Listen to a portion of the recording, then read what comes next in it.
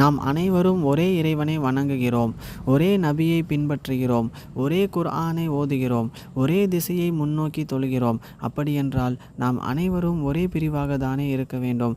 ஆனால் இன்று முஸ்லிம்கள் தங்களுக்கு மத்தியில் பல்லாயிரக்கணக்கான பிரிவுகளாக பிரிந்து கிடக்கிறார்கள்.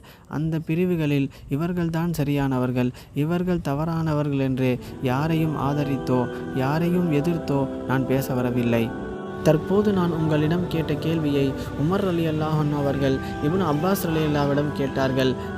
இப்னு அப்பாஸ் ரலியல்லாஹுடைய பதில், ஒவ்வொரு முஸ்லீமையும் அடைய தங்களால் முடிந்த அளவுக்கு ஷேர் செய்யுங்கள். அமீருல் முஃமினீனே, நாம் குர்ஆன் இறங்கும் காலத்தில் வாழ்ந்து கொண்டிருக்கிறோம். இந்த வசனம் எந்த சூழலில் எந்த காரணத்திற்காக வேண்டி இறக்கப்பட்டது என்ற விளக்கம் நமக்கு தெரியும்.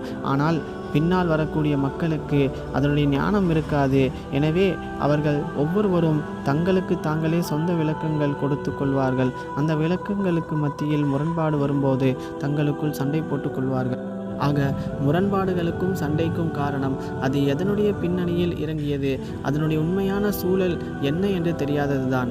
இந்த நிலை குர்ஆனுக்கு மட்டுமல்ல, ஹதீஸுக்கும் பொருந்தும். ஒரு நபர் தொழுது கொண்டிருக்கிறார். அவருக்கு முன்னால் ஒரு பெண்ணோ அல்லது நாயோ அல்லது கழுதையோ சென்றால் தொழுகை முறிந்துவிடும் என்று ஒரு நபிமொழி இருக்கிறது. வேறொரு நபிமொழியில் தொழுகையாளிக்கு முன்னால் எந்த ஒன்று கடந்து சென்றாலும் தொழுகையை முறிக்காது என்று இருக்கிறது.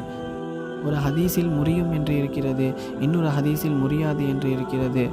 ஹதீஸுகளுக்குள் முரண்பாடா அல்லது நாம் புரிந்து கொண்டதில் தவறு இருக்கிறதா?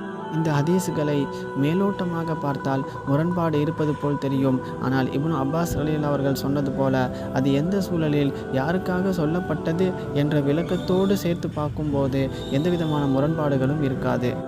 தொழுகையாளிக்கு முன்னால் ஒரு பெண் கடந்து செல்கின்ற போது தொழுகையிலிருந்து அல்லாஹ்வுடைய சிந்தனையிலிருந்து அந்த பெண்ணின் பக்கம் சிந்தனை திரும்பிவிட்டால் அவருடைய தொழுகை வீணா போகிவிடும், அந்த தொழுகையில் பாதிப்பை குறையை ஏற்படுத்திவிடும் என்பதை உணர்த்துவதற்காக வேண்டி தொழுகை முறிந்துவிடும் என்ற ஒரு கடுமையான வார்த்தை சொல்லப்பட்டதே தவிர, அதனுடைய கடுமையை காட்டுவதற்காக வேண்டி சொல்லப்பட்டது தானே தவிர தொழுகை முறியாது.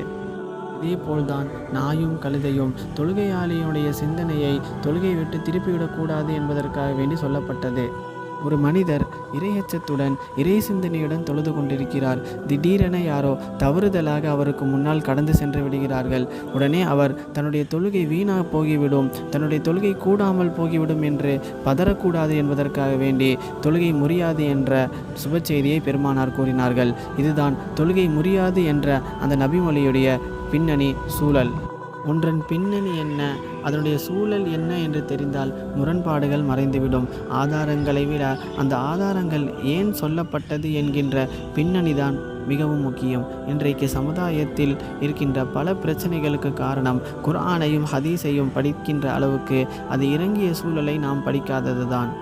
விஷயம் தெரியாமல் வெறுமன வார்த்தைகளை மட்டும் வைத்துக்கொண்டு விவாதிப்பதை விட வேர்களை தேடி படிப்போம், உண்மை தானாக விலகும். சமுதாயத்தை பலப்படுத்தும் இது போன்ற விஷயங்களை நாம் மட்டும் தெரிந்து கொண்டால் பத்தாது, அனைவருக்கும் தெரியப்படுத்த வேண்டும். அல்லாஹ் நம்முடைய முயற்சிகளை கபூல் செய்வானாக.